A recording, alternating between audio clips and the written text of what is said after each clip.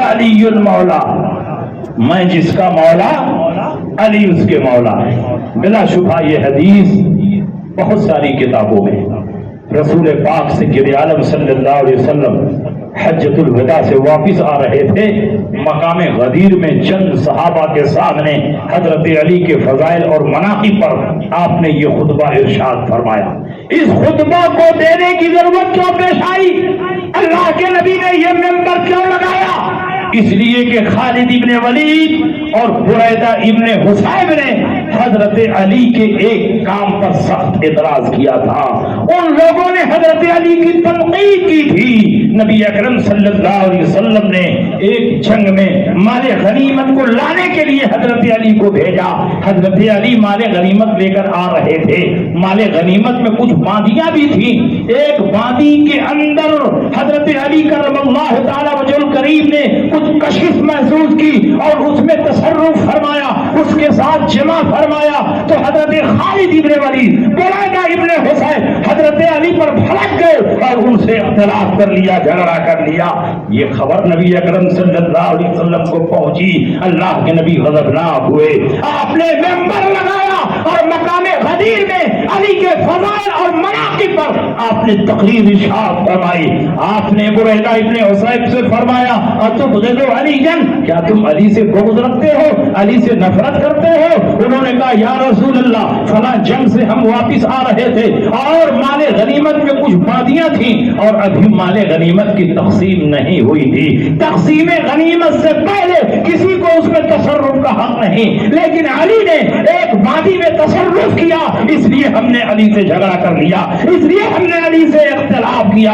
اللہ کے نبی سید عالم صلی اللہ علیہ وسلم نے اسی موقع پر یہ حدیث ارشاد فرمائی، تم مجھ سے محبت کرتے ہو اور علی سے نفرت کرتے ہو۔ من کنت مولا فعلی مولا، میں جس کا دو علی بھی اس کے دو، میں جس کا محبوب علی بھی اس کے محبوب۔ ایسا ہو ہی نہیں سکتا کہ تم مجھ سے محبت کرو اور علی سے نفرت کرو۔ اگر تم مجھ سے محبت کرتے ہو تو علی سے بھی محبت کرنی پڑے گی۔ اور اس کے آگے والا جملہ معنی متعین کر رہا ہے، اللہم والے من والا وعادے من عادا، اے اللہ اس سے محبت فرما جو علی سے محبت کرے، اس سے دوستی فرما جو علی سے دوستی کرے، اس سے دشمنی فرما جو علی سے دشمنی کرے۔ تو یہاں تو خلافت اور امامت کی بات ہی نہیں چل رہی ہے، یہاں تو نفرت اور محبت کی بات چل رہی ہے۔ اس لیے اللہ کے نبی نے مقام غدیر میں حضرت علی کی خلافت و امامت کا اعلان نہیں کیا تھا، بلکہ علی کی محبت کا اعلان کیا تھا۔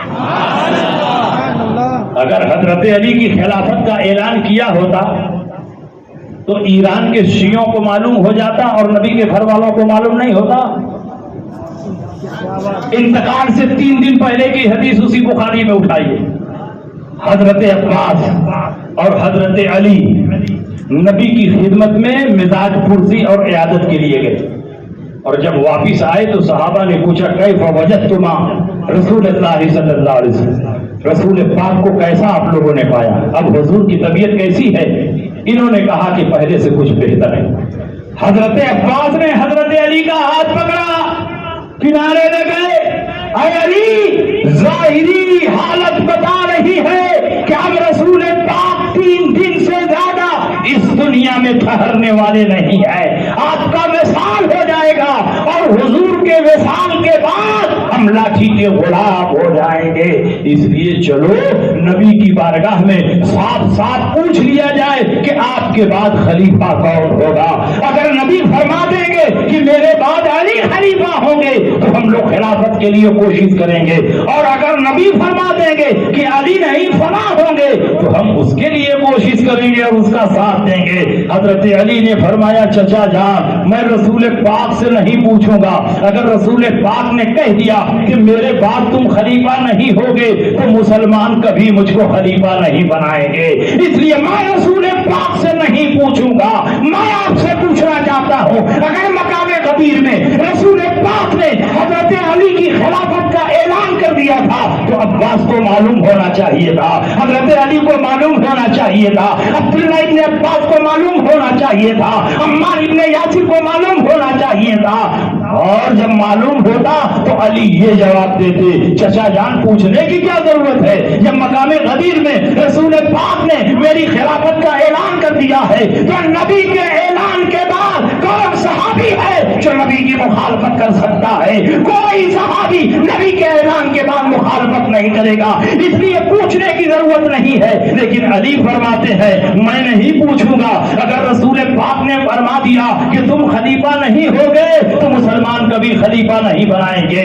یہ اس بات کی دلیل ہے کہ مقام غدیر میں رسول پاک نے حضرت علی کی امامت و خلافت کا اعلان نہیں کیا تھا بلکہ علی کی محبت کا اعلان کیا۔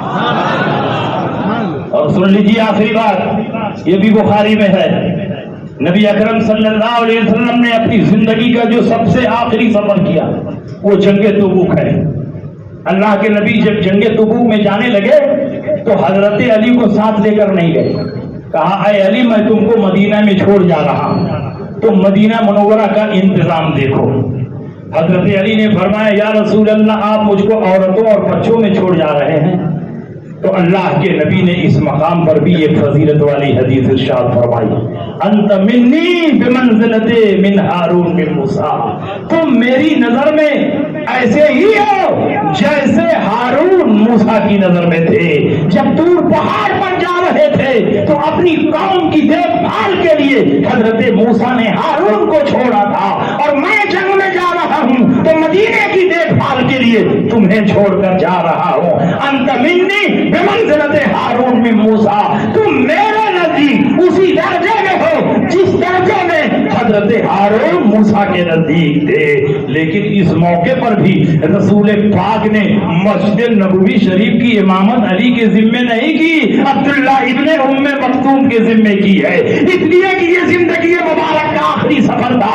اگر نبی مسجد نبوی کی امامت علی کے ذمے کرتے تھے تو بہت سارے شیعہ اسی حدیث سے استدلال کرتے کہ نبی کے بعد خلیفہ بلا فخر حضرت علی ہیں، کیونکہ رسول پاک نے جنگ تبوک میں جاتے ہوئے اپنا مسلح علی کے حوالے کیا تھا، اس لیے رسول پاک نے بہت پہلے اس کا دروازہ بند کر دیا ہے، ساری ذمہ داریاں عطا فرمائی، لیکن مسجد نبوی شریف کی عمارت علی کو نہ دے کر کے عبداللہ ابن ام مکتوم کو عطا فرمائی۔ اس لیے خلیفہ بلا فضل حضرت علی نہیں ہے بلکہ حضرت ابو بکر صدیق، جو سب سے افضل ہوگا وہی امامت کا پہلے نمبر پر مستحق ہوگا۔